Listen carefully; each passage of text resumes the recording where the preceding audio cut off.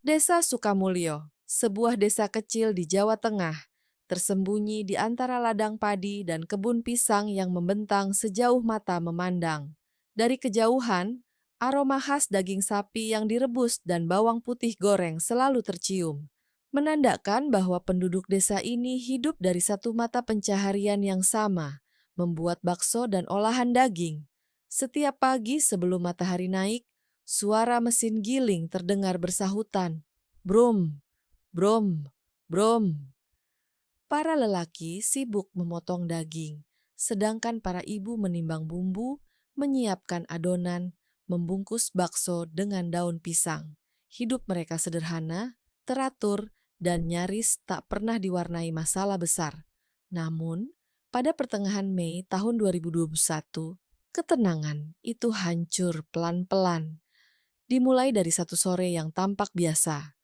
Arif Budiman, 32 tahun, baru saja turun dari bus malam dari Surabaya. Pekerjaannya sebagai sales bahan makanan membuatnya sering bepergian. Tapi kali ini ia pulang dengan hati ringan. Ia berhasil menandatangani kontrak besar dengan distributor hotel, artinya bonus besar menantinya. Ia bahkan sempat mampir ke toko oleh-oleh, membeli sehelai syal, sutra warna salem untuk istrinya, Nabila Putri, dan satu set mainan bongkar pasang untuk anak mereka, Rafa, yang baru 5 tahun. Di sepanjang perjalanan pulang, ia tersenyum. Dalam kepalanya sudah tergambar jelas. Rafa berlari menyambutnya, Nabila menyiapkan teh jahe hangat, suara ayam dari dapur, bau minyak goreng. Tapi sore itu, begitu kakinya menjejak jalan kecil menuju rumah 2 lantai mereka, senyum itu perlahan pudar. Gerbang besi rumah hanya tertutup setengah, tidak dikunci. Angin sore bertiup pelan, menggoyangkan tali cucian. Tidak ada suara apapun dari dalam rumah. Tidak ada bunyi televisi, tidak ada suara anak kecil. Arif berhenti sejenak di depan pagar. Hatinya seperti disentuh rasa dingin yang tak jelas sumbernya.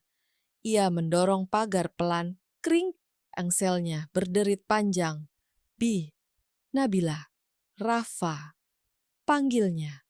Sunyi, hanya angin yang lewat membawa bau daging mentah dari bengkel bakso milik keluarganya yang menempel di sisi rumah. Ia memanggil lagi, lebih keras, tapi tetap tidak ada jawaban. Langkahnya terhenti di teras. Di sana, duduk di lantai, ada Rafa.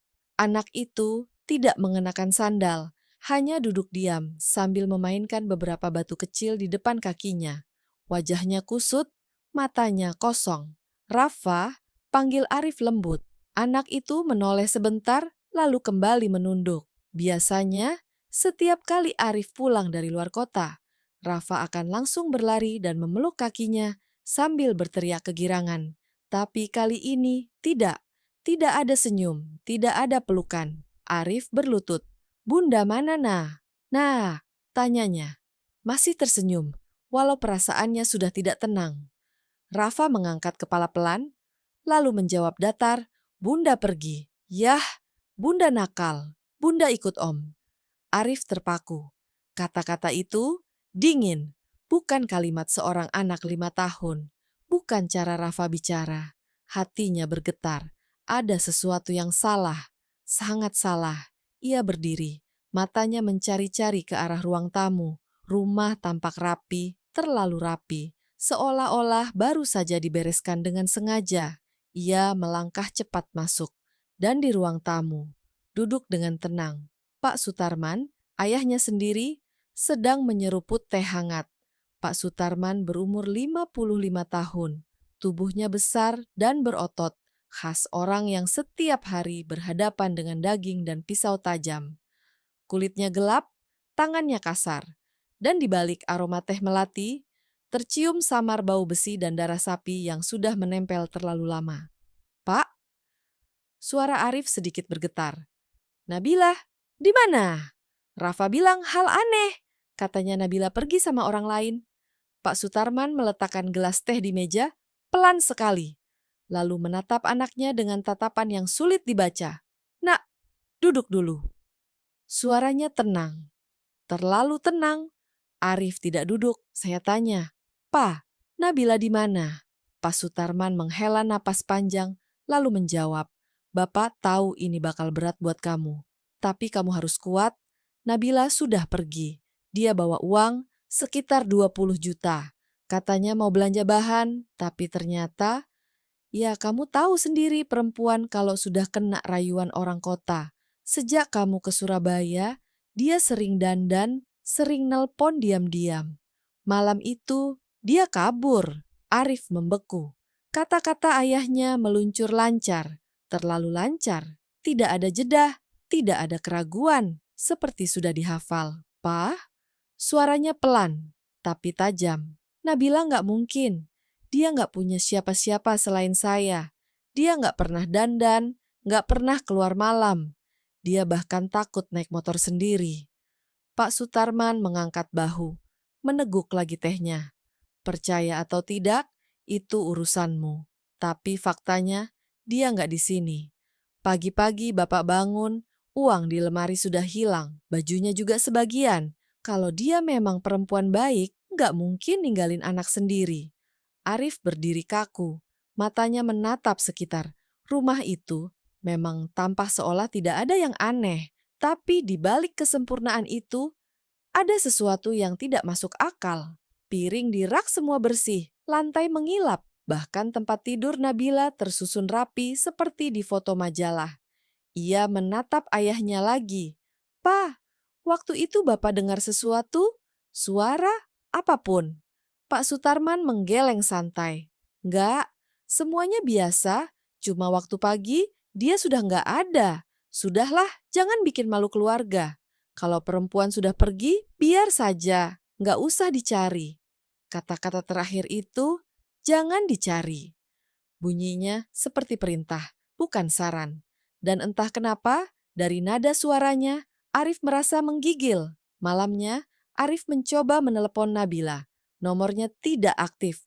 Ia menelepon ibu mertuanya di Kendal, tidak tahu apa-apa. Ia menelepon adik Nabila di Semarang, juga tidak bisa dihubungi selama 3 hari terakhir. "Bang, Nabila nggak pernah kayak gitu," kata adiknya lewat telepon. "Kalaupun dia mau pergi, pasti pamit." Arif menatap layar HP yang kini gelap. Di luar, lampu bengkel daging masih menyala. Angin membawa aroma lemak sapi yang menempel di udara. Dan di sela aroma itu, Arif mulai mencium sesuatu yang lain. Sesuatu yang membuat bulu kuduknya berdiri. Aroma logam tipis, seperti darah yang baru kering. Malam itu, Arif tidak bisa tidur. Rafa sudah tertidur di kamarnya, tapi ia sendiri duduk di ruang tamu, memandangi pintu kamar Nabila yang tertutup rapat. Ia tahu Nabila tidak pergi karena ingin pergi. Ada sesuatu yang terjadi di rumah ini. Ia ingat kembali tatapan ayahnya sore tadi, tenang tapi dingin. Bukan tatapan orang yang kehilangan menantu, lebih seperti seseorang yang menunggu sesuatu. Menjelang dini hari, Arif membuat keputusan. Besok pagi, ia akan ke Polres Kendal. Ia tahu, banyak orang akan menganggapnya gila, melapor karena curiga pada ayah kandungnya sendiri. Tapi hati kecilnya berkata, kalau ia diam, mungkin kebenaran tidak akan pernah muncul. Ia menatap ke arah jendela, di mana cahaya lampu bengkel masih menyala redup. Tempat ayahnya menghabiskan sebagian besar hidupnya. Tempat di mana setiap potongan daging diperlakukan dengan presisi dan dingin seperti mesin. Dan entah mengapa, di malam yang sunyi itu, Arif merasa bahwa di balik bau daging dan mesin giling itu, ada sesuatu yang jauh lebih busuk, lebih gelap, daripada yang bisa dibayangkan siapapun. Pagi berikutnya, langit Sukamulyo masih diselimuti kabut tipis. Arif berangkat lebih awal, meninggalkan Rafa di rumah tetangga. Ia mengendarai motor bebek tuanya menuju Polres Kendal, menembus udara lembab yang menekan dada seperti batu. Di dalam helm, pikirannya berputar. Kalimat ayahnya semalam terus bergema. Sudahlah, jangan dicari. Nada datarnya, tatapannya yang datar, seolah sedang menyembunyikan sesuatu. Sesuatu yang dingin, sesuatu yang ia tidak sanggup ucapkan keras-keras. Ruang pelayanan Polres masih sepi. Bau kopi dan kertas basah bercampur di udara. Petugas piket sempat terdiam ketika mendengar isi laporan Arif. Istri saya hilang, Pak. Sudah 3 hari. Ayah saya bilang dia kabur, tapi saya yakin tidak. Beberapa menit kemudian, seorang pria berpakaian sipil datang menghampiri.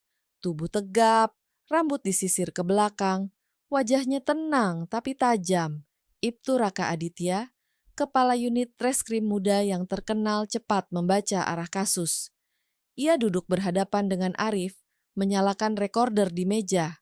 Silakan Pak Arif, ceritakan semuanya dari awal. Pelan-pelan saja.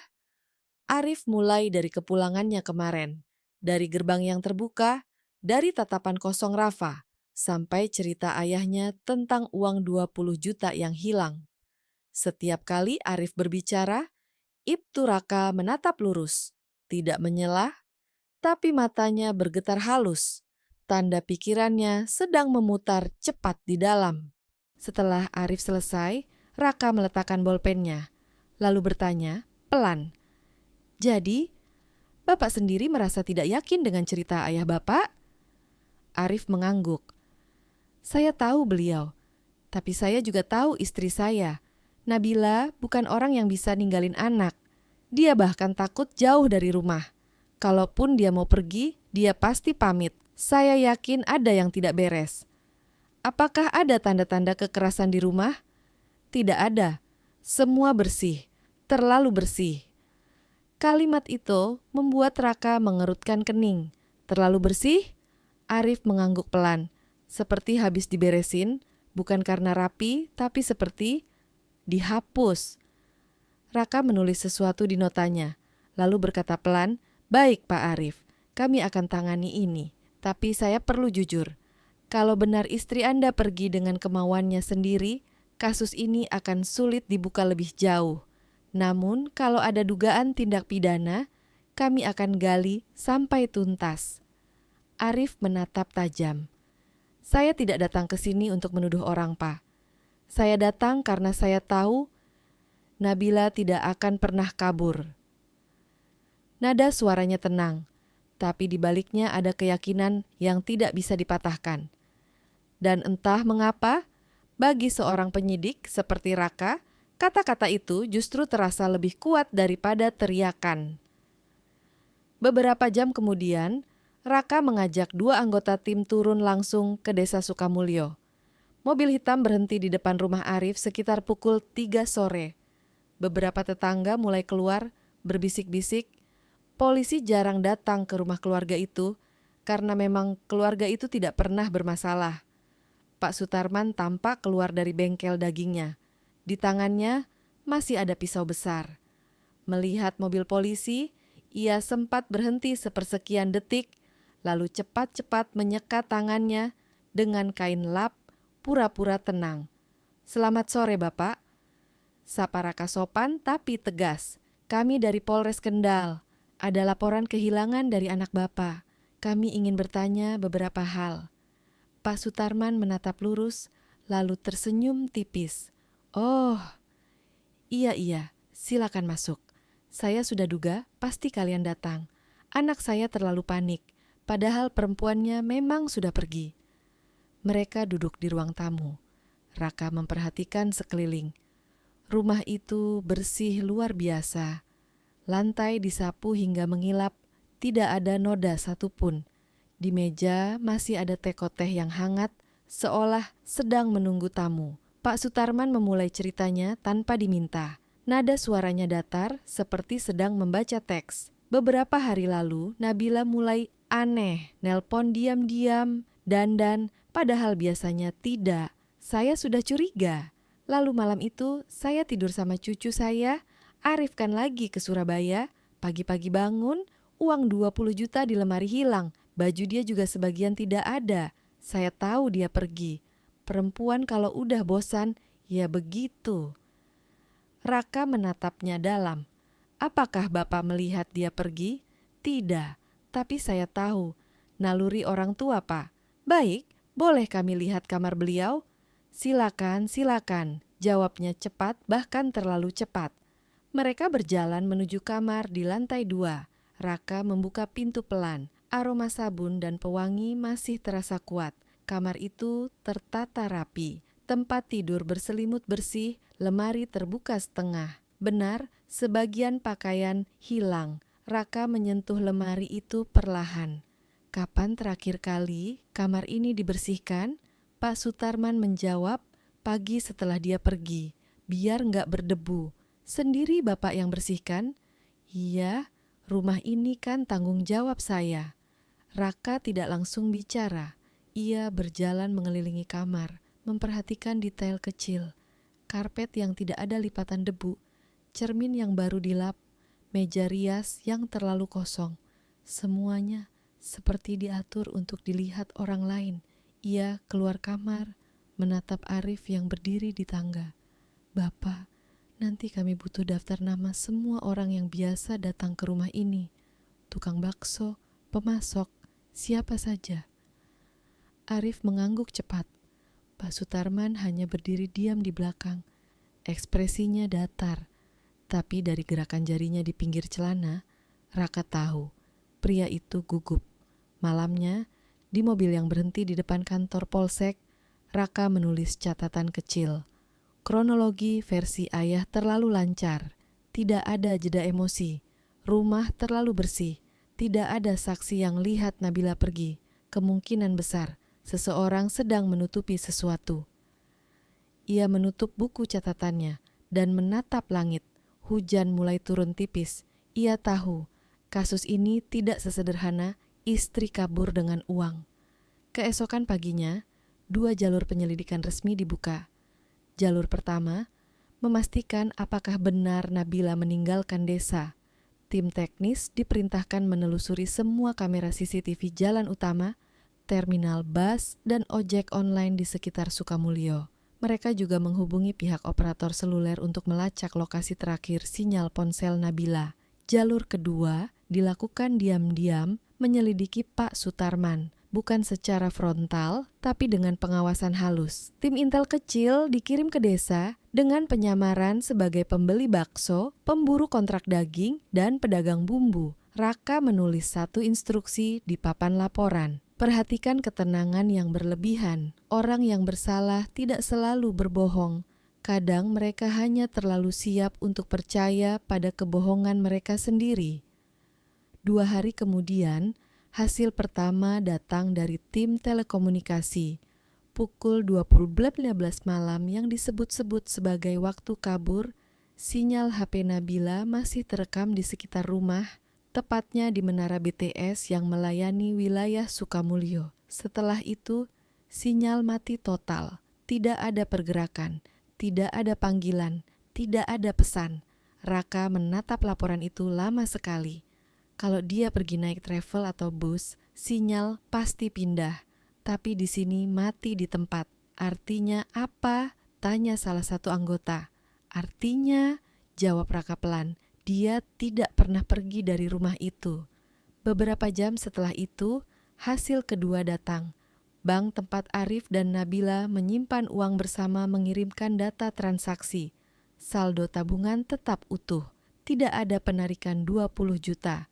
Cerita mencuri uang dan kabur resmi gugur. Sekarang 2 bukti teknis sudah cukup kuat untuk menyebut Pak Sutarman berbohong.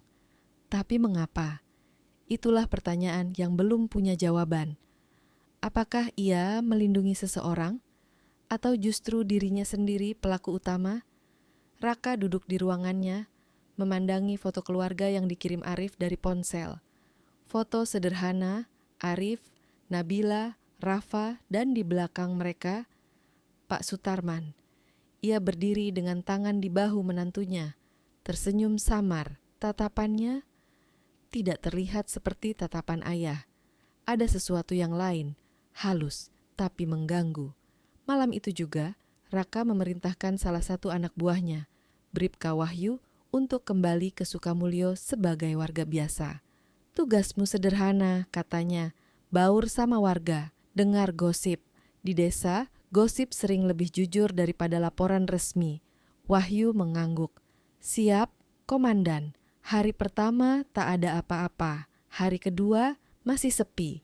Namun di hari ketiga, saat Wahyu mampir beli sayur di warung dekat bengkel bakso, keluarga Sutarman, seorang ibu setengah baya mulai bicara. Namanya Bu Wati, tetangga sebelah. Kasihan Nabila itu, katanya sambil menimbang cabai. Perempuan baik tapi nasibnya gak enak. Wahyu pura-pura heran. Kenapa, Bu? Bu Wati menunduk, bicara pelan. Dia sering cerita ke saya. Katanya gak nyaman kalau di rumah sendirian sama bapak mertuanya. Tatapannya beda. Kadang kalau mandi, merasa diawasi. Pernah juga pakaian dalamnya hilang. 3 kali katanya. Tapi dia gak berani bilang ke suaminya. Wahyu diam, tapi tangannya langsung menyalakan alat perekam kecil di sakunya. Kalimat ibu itu seperti membuka tirai tebal di depan mata. Ketika laporan itu sampai ke meja Raka, ruangan langsung sunyi. Semua anggota tim saling pandang. Raka menutup mata sejenak, lalu berkata pelan tapi tegas. Sekarang kita punya motif, bukan uang, bukan dendam, tapi nafsu. Ia berdiri, berjalan ke papan tulis, menggambar garis besar kasus. Cerita bohong tentang kabur. HP tidak pernah meninggalkan rumah. Tidak ada transaksi uang. Keterangan saksi tentang perilaku menyimpang. Di bawahnya ia tulis 1 kalimat besar dengan spidol merah. Semua tanda menunjuk ke orang yang paling tenang di rumah itu. Malam semakin larut. Raka duduk sendirian di ruangannya, memandangi peta kecil Desa Sukamulyo di layar laptop. Di titik kecil berwarna merah tertulis lokasi bengkel daging keluarga Sutarman. Angin malam menembus celah jendela. Ia menghela napas panjang. Di kepalanya, potongan-potongan fakta mulai menyatu. Tapi yang muncul bukan sekadar dugaan kriminal, melainkan sesuatu yang jauh lebih kelam. Kemungkinan bahwa seorang ayah telah menutupi kejahatan terhadap menantunya sendiri. Dan kalau benar, begitu, kasus ini bukan lagi sekadar hilangnya seorang perempuan. Ini adalah awal dari sebuah tragedi keluarga yang perlahan akan mengungkap sisi tergelap dari manusia yang terlihat paling tenang di mata dunia.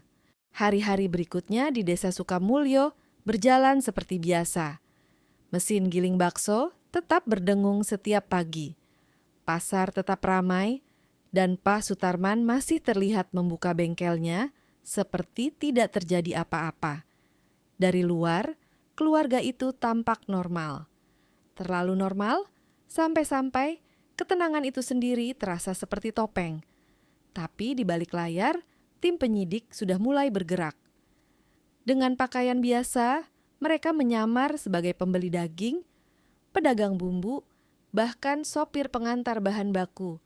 Mereka mengamati rumah itu, mencatat setiap kebiasaan penghuni, siapa yang datang, siapa yang pergi, dan terutama bagaimana ekspresi Pak Sutarman saat sendirian. Sementara itu, di kantor Polres, Ibtu Raka duduk di depan papan tulis besar yang penuh dengan coretan merah. Setiap garis, setiap tanggal, setiap tanda panah, semua mengarah ke satu nama, Sutarman. Ia tahu.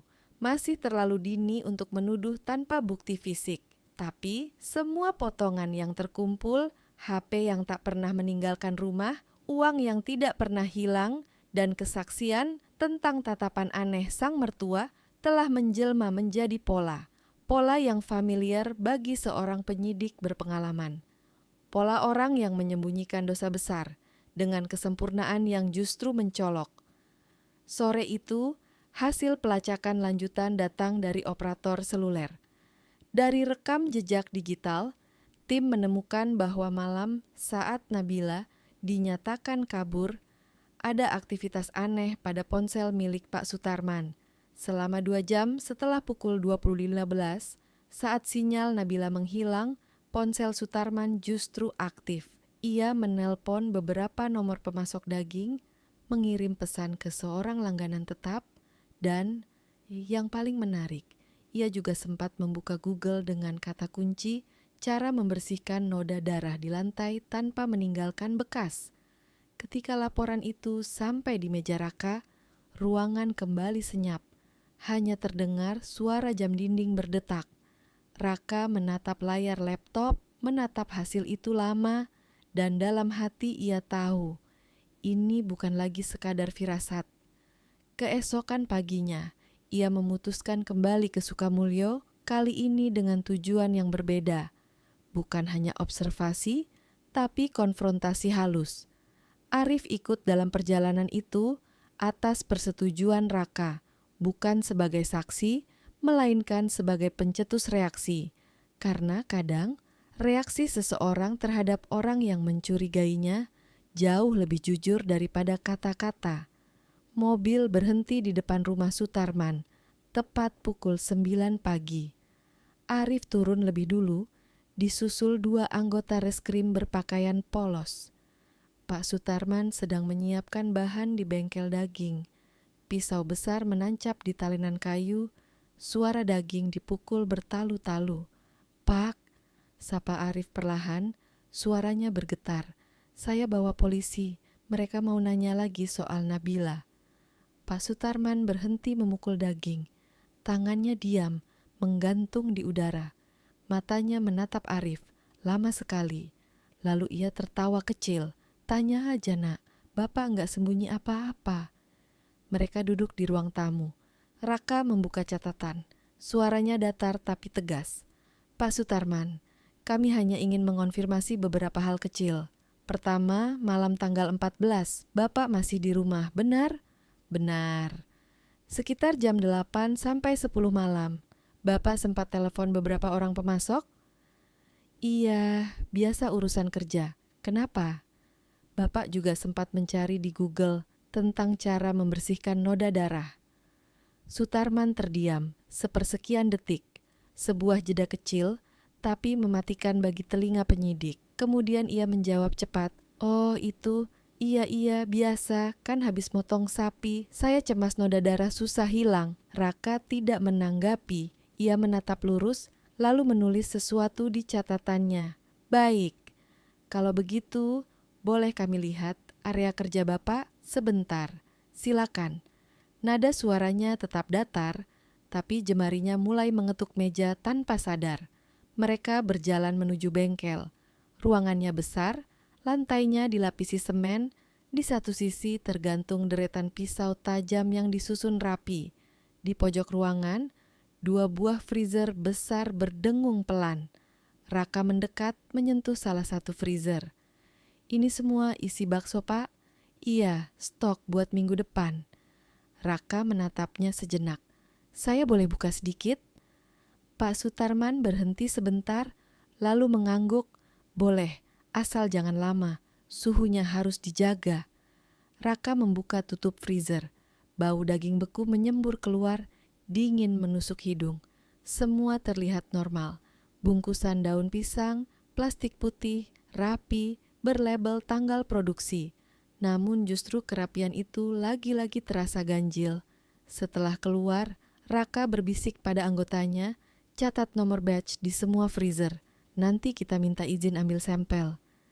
Arif hanya berdiri di sudut, menatap bengkel yang selama ini dianggap sakral, tempat keluarga mereka mencari nafkah.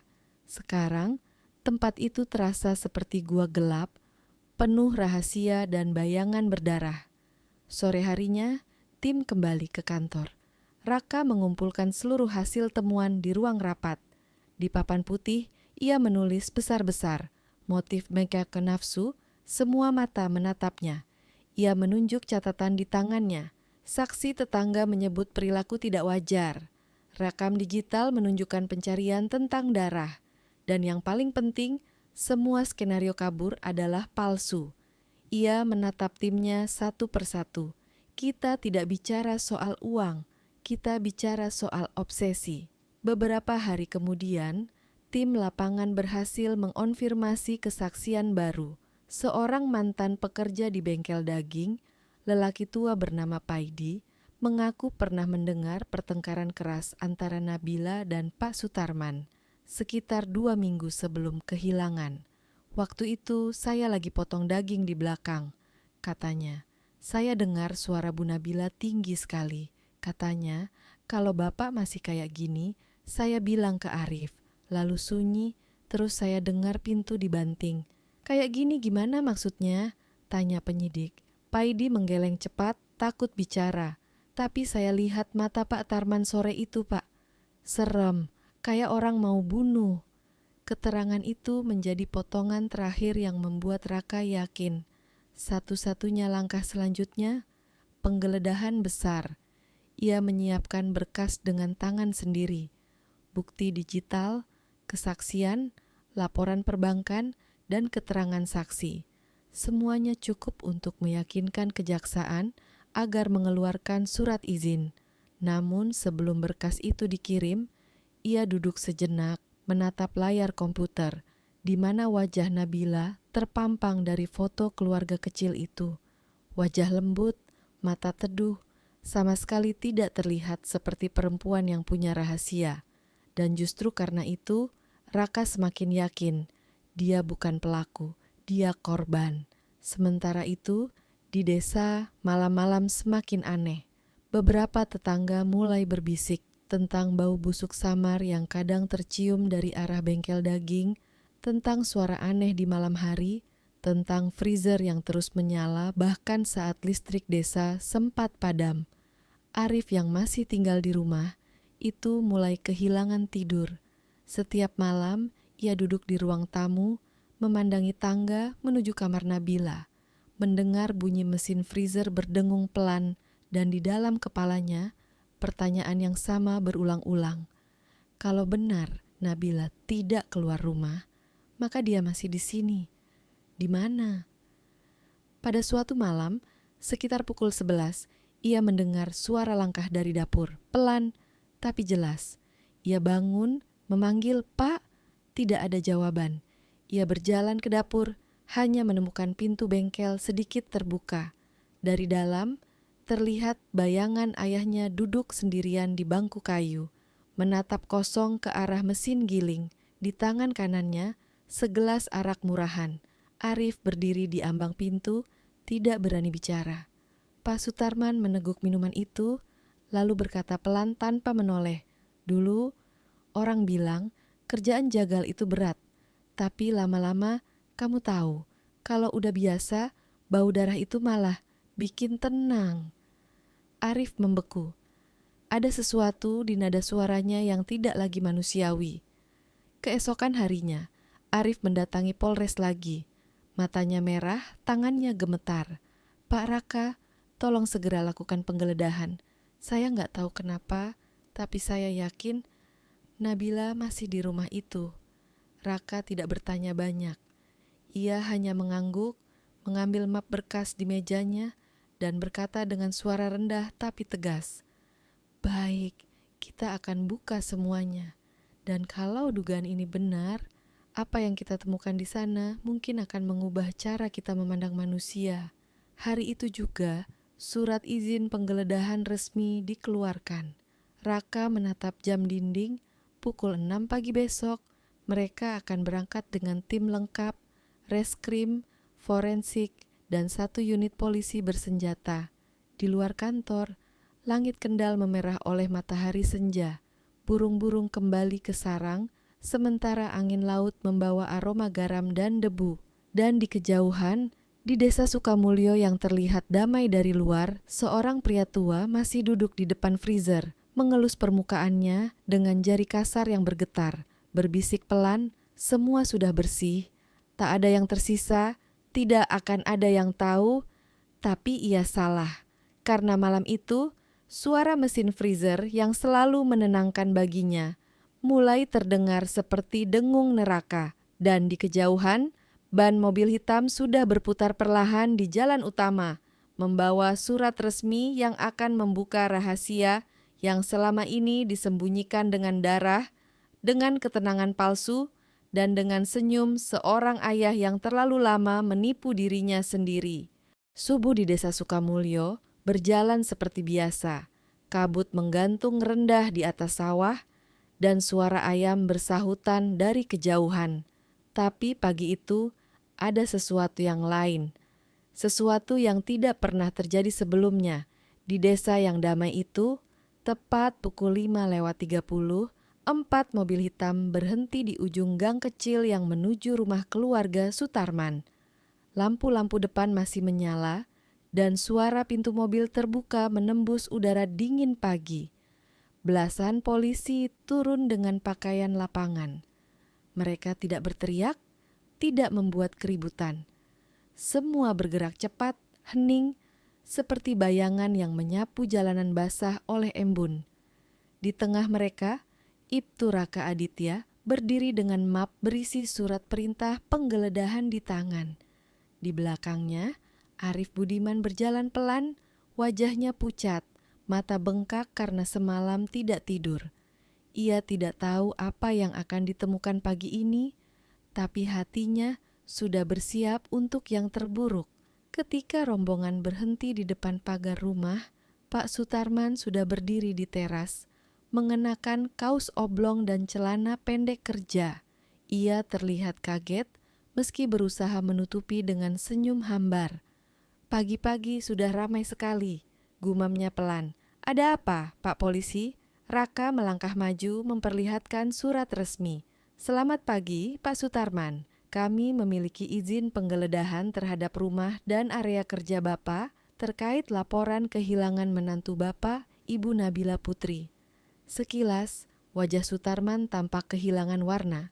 Lalu ia cepat-cepat menegakkan tubuh, mencoba terlihat tenang. Oh, iya, silakan saja. Saya nggak keberatan. Saya juga pengen semuanya cepat selesai. Tapi suaranya bergetar halus. Dan bagi telinga penyidik seperti Raka, getaran itu lebih keras dari teriakan. Tim segera menyebar. 2 orang memeriksa lantai atas, 2 lainnya menyisir dapur dan ruang tamu. Sementara Raka memimpin langsung penggeledahan di bengkel daging, tempat yang paling ingin ia lihat sejak awal. Bengkel itu luas, di dinding tergantung puluhan pisau berbagai ukuran, semua berkilat dan tertata seperti koleksi. Di pojok ruangan berdiri 2 freezer industri besar, masing-masing seukuran lemari 2 pintu. Udara di dalam ruangan lembab dan dingin, bercampur dengan bau daging beku dan rempah-rempah. Raka menatap sekeliling, lalu memberi isyarat ke tim forensik. Periksa semuanya, setiap sudut. Sementara itu, di ruang tamu, Arif duduk terpaku di kursi. Ia bisa mendengar langkah kaki polisi di seluruh rumah. Suara pintu dibuka, laci dibongkar, dan sesekali suara logam beradu. Anaknya, Rafa, masih tertidur di rumah tetangga. Ia tidak ingin bocah itu melihat pemandangan ini. Sesekali matanya melirik ke arah ayahnya. Pak Sutarman duduk di kursi seberang, menunduk, tangan disilangkan di depan dada. Kakinya bergoyang pelan, entah karena gelisah atau karena ingin menahan diri agar tidak meledak. Di bengkel, tim mulai menemukan hal-hal kecil yang aneh. Ada noda berwarna coklat tua di celah-celah lantai semen, terlihat seperti bekas cairan yang pernah disiram air panas. Di bawah meja potong daging, seorang teknisi forensik mengangkat benda kecil. Sehelai rambut panjang berwarna hitam terjepit di antara papan kayu. Raka menatapnya lama. Hati-hati, masukkan ke kantong bukti. Lalu ia beralih ke freezer. Mesin besar itu berdengung pelan. Permukaannya tertutup embun dingin. Raka membuka sarung tangannya, menyentuh pegangan logam yang dingin seperti es. Buka satu persatu, katanya tenang. Ketika tutup pertama dibuka, asap putih beku menyembur keluar. Di dalamnya, puluhan bungkus bakso dan adonan daging yang dibungkus daun pisang, tertata sangat rapi, berlapis-lapis hingga dasar. Bagi mata awam, tidak ada yang aneh, tapi bagi Raka, kerapian ini justru terasa seperti jebakan. Ia menatap timnya. Semua batch tanggal produksi tanggal 14 sampai 17 amankan.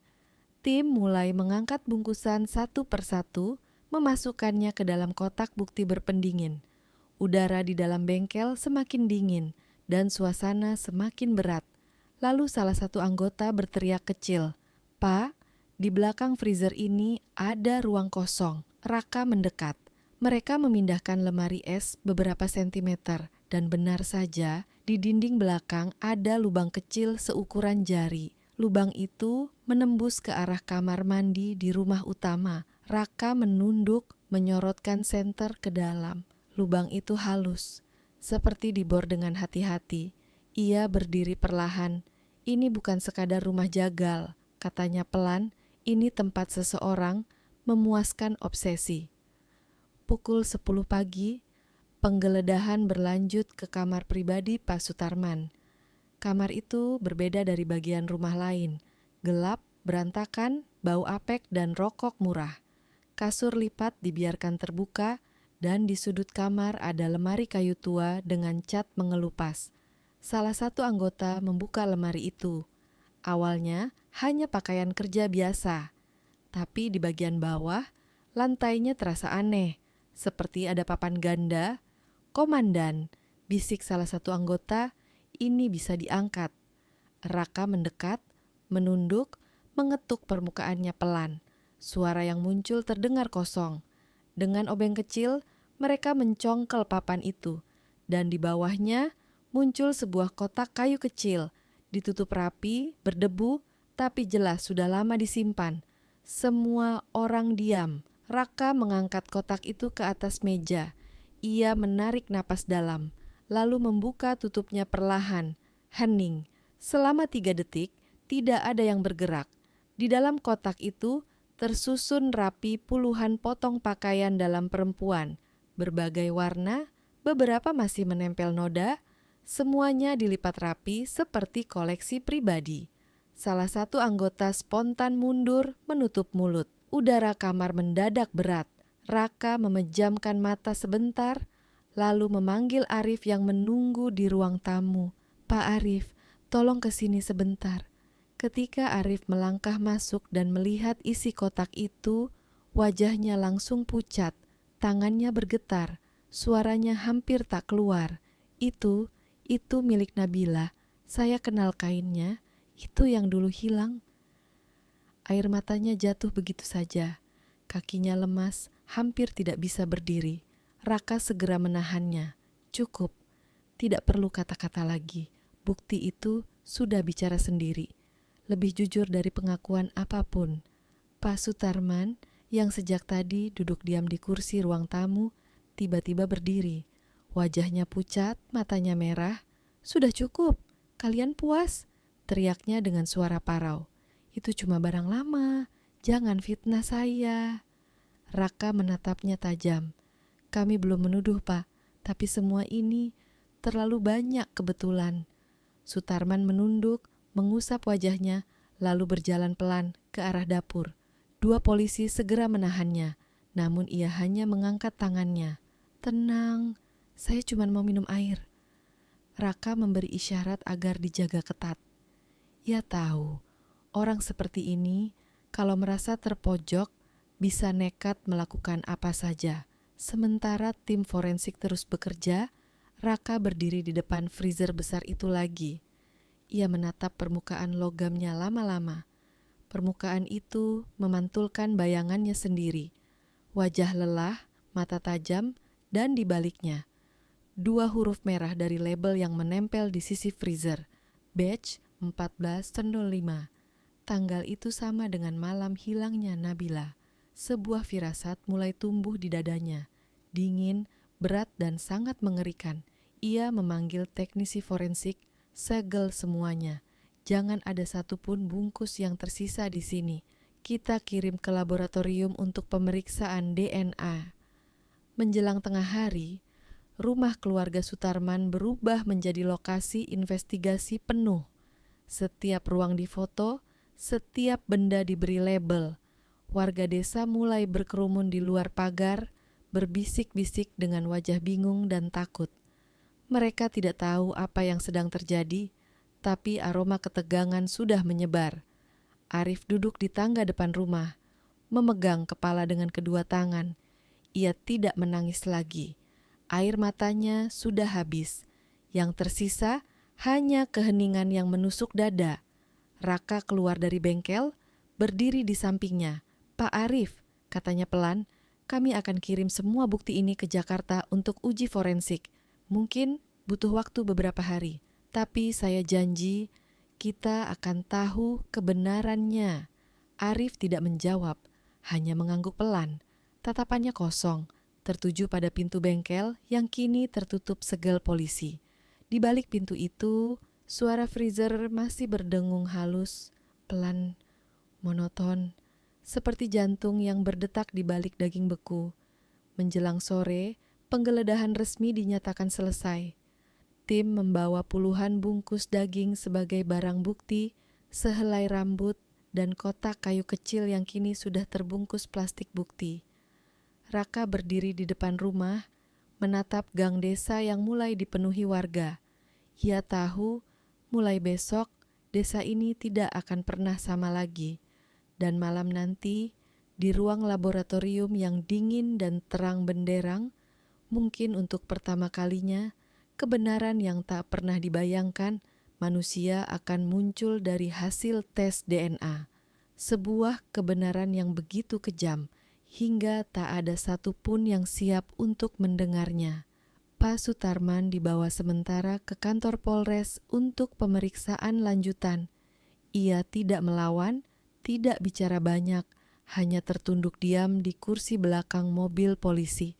Raka menutup pintu, lalu berdiri sejenak menatap rumah yang kini sunyi. Ia tahu di dalam tempat itu ada sesuatu yang lebih dingin dari es, lebih tajam dari pisau, dan lebih busuk dari darah yang mengering, kebenaran yang menunggu untuk keluar saat waktu dan bukti akhirnya berpihak pada keadilan. 3 hari berlalu sejak penggeledahan besar di rumah keluarga Sutarman. Desa Sukamulyo mulai tenang kembali, setidaknya di permukaan. Warga masih berbisik-bisik di warung kopi, membicarakan bagaimana polisi datang subuh-subuh, mengangkut freezer, kotak kayu, dan segel rumah jagal itu. Bengkel bakso yang dulu menjadi kebanggaan keluarga kini berdiri sunyi dengan garis kuning polisi melintang di depannya. Tak ada suara mesin giling, tak ada aroma bawang putih, hanya keheningan yang menekan dada setiap kali orang lewat. Di kantor Polres Kendal, semua mata tertuju pada satu berkas, hasil uji laboratorium forensik yang dikirim langsung dari Jakarta. Sore itu, ruangan penyidik dipenuhi ketegangan. Hujan turun di luar, membasahi jendela. Ibtu Raka berdiri di depan meja, membuka amplop bersegel merah dari Pusat Forensik Nasional. Tangannya bergetar halus, bukan karena gugup, tapi karena tahu apapun yang tertulis di dalam laporan itu akan mengubah segalanya. Ia menarik napas panjang, menatap timnya sejenak, lalu membuka halaman pertama. 3 baris pertama sudah cukup membuat ruangan mendadak sunyi. Dari 17 sampel, daging olahan dan adonan bakso yang disita, ditemukan campuran DNA sapi dan DNA manusia. DNA manusia tersebut cocok 100% dengan sampel rambut milik korban, Nabila Putri. Tidak ada yang bicara, tidak ada yang bergerak, hanya suara hujan yang jatuh di atap dan detak jam dinding yang terasa lebih keras dari biasanya. Raka menutup berkas itu perlahan.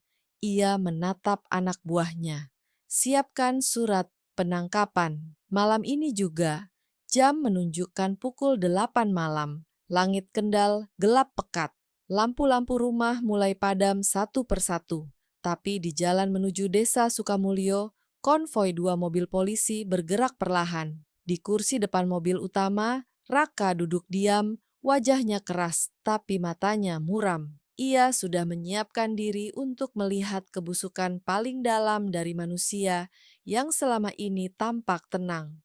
Ketika sampai di rumah Pak Sutarman, pria itu sedang duduk di kursi depan, menikmati kopi dan rokok, seolah tahu bahwa tamunya akan datang malam ini. Ia tidak kaget melihat polisi datang, hanya menatap mereka satu persatu, lalu tersenyum tipis. Sudah ketemu jawabannya, ya? katanya pelan.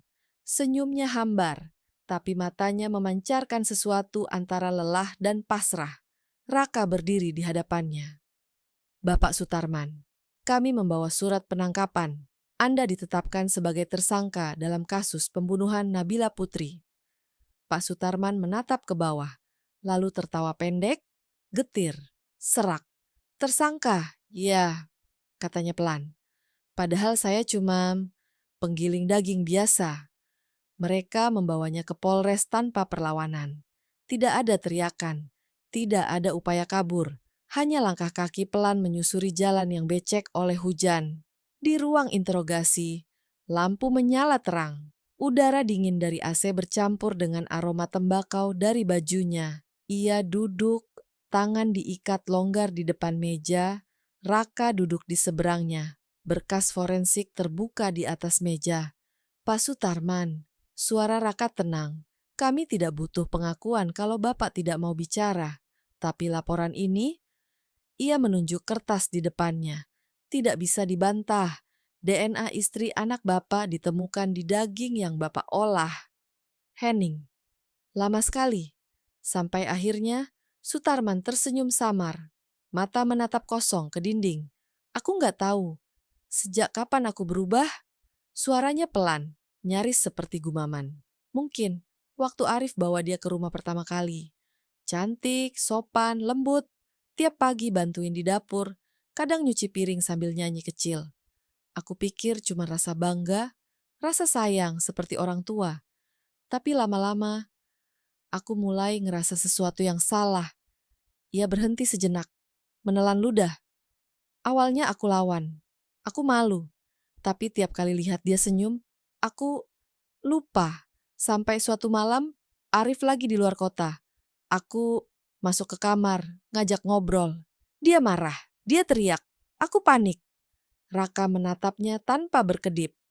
Dan kemudian, Sutarman mengusap wajahnya. Dia dorong aku. Aku jatuh, pisau di meja ikut jatuh. Kena kepalanya, aku nggak tahu, aku nggak sadar. Waktu lihat darahnya di lantai, aku cuman bengong. Aku takut. Bukan takut dosa, takut Arif tahu. Ia menunduk lama. Air mata menetes, tapi bukan air mata penyesalan. Lebih seperti sisa manusia yang masih tertinggal di tubuh yang sudah gelap. Setelah itu, aku bawa ke bengkel. Aku pikir, kalau aku bisa hilangin tubuhnya, semuanya akan hilang. Aku udah biasa motong sapi, jadi aku tahu gimana cara bersihin darah, gimana cara buang bau. Aku cuma ganti alat, ganti bahan, dan suara itu terhenti. Sutarman menatap tangannya sendiri, dan aku masukkan ke mesin giling. Raka memejamkan mata sesaat. Tidak ada kata yang cukup untuk menggambarkan kebusukan itu. Ia hanya menahan napas, lalu menatap pria di depannya. "Kenapa, Pak?" katanya akhirnya, pelan sekali. "Kenapa sampai sejauh itu?" Sutarman mengangkat wajahnya. Mata tuanya bergetar, karena setelah aku mulai, aku nggak bisa berhenti. Aku pikir kalau aku bersihin, kalau aku olah, aku bisa hapus dosa itu. Tapi tiap kali aku dengar mesin giling nyala, aku cuma dengar suaranya dia teriak, minta tolong. Interogasi berhenti di sana. Tidak ada lagi yang perlu ditulis. Pengakuan itu direkam dengan suara parau yang akan selamanya membekas di arsip kepolisian Kendal. Keesokan harinya, berita tersebar ke seluruh Jawa Tengah. Judul di koran pagi berbunyi, "Kengerian di Desa Bakso. Ayah giling menantu sendiri demi tutupi aib." Desa Sukamulyo gempar. Orang-orang yang dulu memuji keahlian Sutarman kini menolak menyebut namanya. Usaha bakso keluarga itu ditutup selamanya. Dan setiap kali orang lewat di depan rumah itu, mereka berjalan lebih cepat, seolah takut bayangan masa lalu akan menatap balik dari balik jendela kosong. Arif tidak datang ke persidangan pertama. Ia tak sanggup. Yang datang hanya pengacaranya, membawa pesan singkat. "Saya tidak punya ayah lagi." Rafa dibawa pindah ke Semarang, tinggal bersama keluarga Nabila. Bocah itu masih terlalu kecil untuk mengerti apa yang terjadi. Tapi setiap kali mendengar suara mesin blender, ia selalu menutup telinga dan menangis tanpa sebab. Di ruang tahanan Polres, Pak Sutarman duduk sendirian di sudut, menatap lantai tanpa ekspresi. Para petugas jarang mendengar dia bicara, kecuali satu kali, malam sebelum dipindahkan ke lapas Kedung Pane. Salah satu petugas mendengar dia berbisik pelan, seperti sedang berbicara dengan seseorang yang tak terlihat. Aku cuma mau dia diam, cuman itu. Tapi sekarang yang diam malah aku. Setelah itu, ia tidak pernah bicara lagi. Beberapa minggu kemudian, Raka datang ke makam simbolik Nabila, sebuah gundukan tanah kecil di belakang rumah keluarganya. Tidak ada jasad di bawahnya, hanya pakaian terakhir yang dikembalikan polisi dan bunga melati yang diganti setiap minggu oleh ibu Nabila. Raka berdiri lama di sana, angin sore berhembus pelan. Ia menatap nama di nisan sederhana itu, lalu berbisik, "Maaf Bu, kami kasus ini ditutup secara resmi 6 bulan kemudian." Dalam laporan akhir tertulis satu kalimat singkat, motif, obsesi seksual, dan rasa malu ekstrim. Pelaku, Sutarman bin Suroyo. Korban, Nabila Putri 27 tahun. Barang bukti utama, hasil uji DNA pada produk daging olahan. Bagi sistem hukum, kasus itu selesai. Tapi bagi mereka yang pernah terlibat, bagi Raka, bagi Arif, bagi warga desa, bekasnya tidak akan pernah hilang. Karena sejak hari itu, mereka semua belajar satu hal yang menakutkan, bahwa kejahatan paling mengerikan tidak selalu datang dengan pisau di tangan. Kadang ia datang dengan senyum seorang ayah dan kata-kata lembut yang terdengar begitu tulus. Di malam yang sunyi, di dalam selnya yang dingin, Pak Sutarman duduk dengan punggung menempel ke tembok. Suara kipas penjara berputar pelan, menghasilkan dengungan yang nyaris sama dengan suara mesin giling daging yang dulu menemaninya setiap hari. Ia menutup mata. Dalam gelap, ia mendengar kembali suara itu, jeritan, bentakan, lalu diam panjang. Dan di sanalah, akhirnya, untuk pertama kalinya, ia benar-benar takut.